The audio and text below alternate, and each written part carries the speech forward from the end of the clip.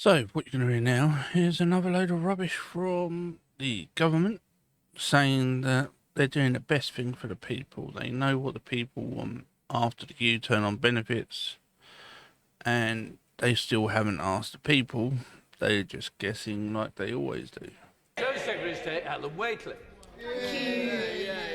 Thank you, Mr. Speaker, and I thank This the Right is the Honourable Tory Lady party. for advance sight of her statement. This is a government in chaos.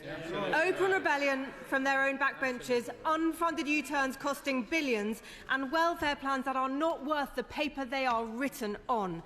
Their latest idea is a two-tier welfare system to trap people in a lifetime of benefits and deny them the dignity of work while leaving the taxpayer to pick up the ever-growing bill. Mr. Speaker, it is a long-held Conservative belief that those who can work should work. Work provides security and purpose. That's why we launched universal credit, simplifying complex benefits and ensuring that work always paid. And it works. During the decade up to the pandemic, we got the number of people on benefits and the benefits bill itself down. 800 jobs were created for every day that we were in office, giving millions of people the dignity and security that work brings. But then, during the pandemic, we saw something new. The health and disability bit of our benefit system started to break. The bill is forecast to hit £100 billion by 2030. One in every £4 of income tax will be spent on health and disability benefits, more than the entire defence budget. This is not fair for the taxpayer, not fair for people who are written off, and certainly not sustainable for the country. Yet, despite Labour having 14 years in opposition and now a year in government, they still don't have a plan to bring down the welfare bill or get people into work. What we now have before us is a rushed and chaotic compromise. It is not reform in any sense of the word. It is woefully unambitious about savings, conspicuously lacks compassion and achieves... She's right, it is rushed and it isn't compassionate. Someone with MS one day or an illness one day will not get benefits that someone will the next. No meaningful change of a system we all know is broken. Thanks to the government's latest climb down, we are left with a plan that will save just £2.5 billion of a £100 billion bill by introducing a two-tier system. Two people diagnosed with Parkinson's a week apart will now receive different levels of support, all to clear up an internal Labour argument. The government's own impact assessment shows that these plans won't get a single person into work. The idea that work is the guiding motivation for these changes is laughable. And it's not there aren't things that the government could do. They could reform the fit nose system, which sees 94% of people applying being told that they are too sick to do any work at all. They could say today that they would make all sickness benefit assessments face-to-face. And they could get a grip of the rising claims for common mental health problems like anxiety and depression. Claims for these and neurodevelopmental conditions like ADHD are the main reason for the steep rise in the number of people in sickness benefits and make up more than half of all new claims. The Centre for Social Justice have found that you could save up to £9 billion by...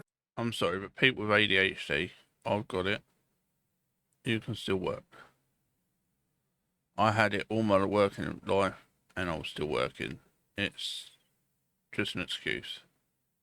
Reforming these benefits. But nothing we've seen from Labour over the last couple of weeks suggests that they have the courage and conviction to grip this problem. And in the meantime, our welfare bill will only continue to rise. Mr. Speaker, we agree on the need for... It rose because of the Tories. And Labour are just pushing it higher. ...reform, and have set out under what conditions we would support the government. First, the welfare budget must come down. Second, we need to get people back into work. And third, there must be no new tax rises to pay for increases in welfare spending. But with the welfare bill ever growing, unemployment rising and jobs disappearing, the bill fails on all accounts. So, will the Right Honourable Lady confirm whether the changes she's announcing today will be paid for through borrowing or taxation? Could I ask, where are these good jobs she claims to be creating when vacancies are going down and unemployment is going up?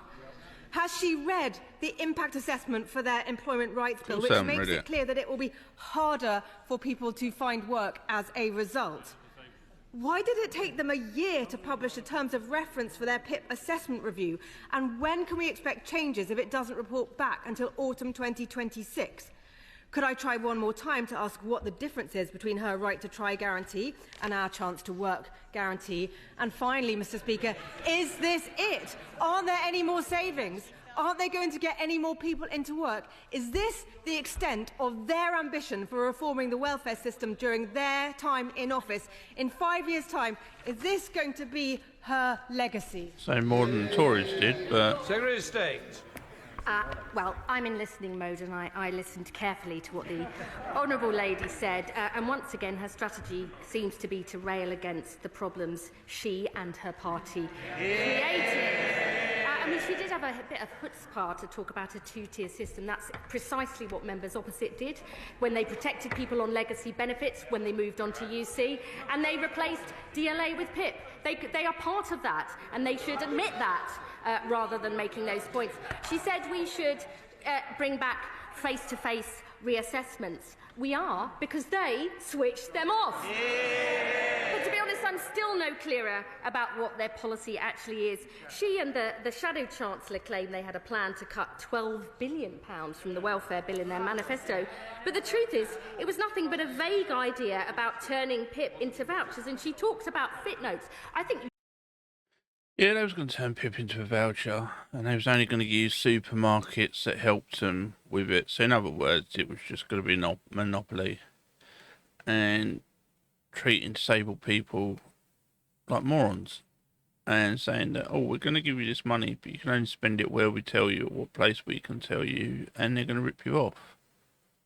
Tried to reform them about 3 or 4 times. It completely failed, as have all their other efforts. And the one change they did propose was to the work capability assessment, and their consultation was ruled illegal by the courts.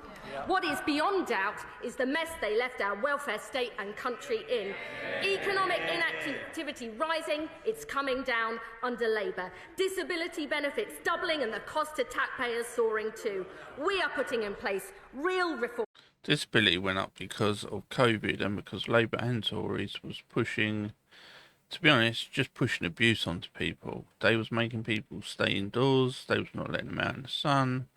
They were telling them they was all going to die. They was telling them that they was killing their grandmothers. They was telling them they was killing their parents. And 99.9% of it was bullshit. Based on our values, fair for those who need support and for taxpayers. That's the leadership this country deserves. And Liberal Democrat spokesperson Steve Dunn. Thank you, Mr. Speaker. And the Prime Minister and many ministers have identified that the benefit system is broken and the cost of it is skyrocketing. But balancing the books on the backs of the poor is wrong-headed in the extreme. The proposals today are a leap into the dark. Colleagues, Liberal Democrat colleagues, and I are really concerned that these proposals are rushed proposals. They are rushed. And legislation that is rushed is often wrong. Just so with Labour doesn't lose their unintended leader. Consequences. As Liberal Democrats and the Member of Parliament for Torbay, we're really concerned about disabled and long-term sick, their children, their families, and also carers. There are some root causes here. Our broken NHS and social care system needs to be resolved so that there is the support for those who are most in need. Our access to work scheme is broken and needs resolving as a matter of urgency. There are some real challenges there, and so I hope the Minister will give some genuine answers around what consultation has the Minister undertaken with carers, and also what cost shunting have you identified for our care and social needs system with any proposals. And finally, will the Minister consider withdrawing these proposals so there is adequate consultation and scrutiny to avoid any bystanders being hit by these proposals? So State. The honourable gentleman for his question. I do know he cares passionately about these issues. He raises the urgent need to make sure that our NHS is back on its feet, and we are beginning to make a difference with waiting lists down for the first time in 2 years, sending them over creating abroad. 4 million more appointments in our first year, when that's more than double we promised. He talks about the failings of access to work. I absolutely agree. That is why, as part of the Green Paper, we are looking to reform it so it's available to more people in future. And we passionately care about family carers. And as I said in my statement, existing benefit PIP claimants will be protected as a result of the changes announced today, and all those carers who get their carers allowance because it's a passport-tiered benefit. I would say to him too, we are looking at the future of social care with the review by Louise Caseby. The reason we are bringing these changes forwards is we do not think that it is acceptable that the UK has one of the widest disability employment gaps in Western Europe at 28%, much higher than Germany, France and Sweden. We think that's unacceptable. We want to change it, and that's why we're making these reforms. But they're not. They're literally gonna... Anyone falling sick after this date will literally be treated like a leper. They would be treated like they are scum of the earth, and people have just had enough of it. People have had enough of their friends, Labour unions getting billions upon billions, while the sick and disabled. But I do agree that the benefits need to be looked at. I think people with ADHD and stuff like that need to be taken off of it.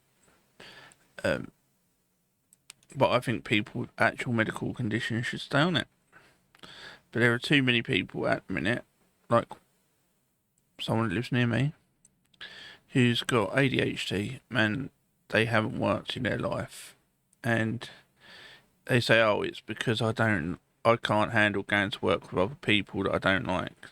We call that a job, mate. We've all done it. We've all had to do it to pay the bills. You've just never known it. Cheers for watching.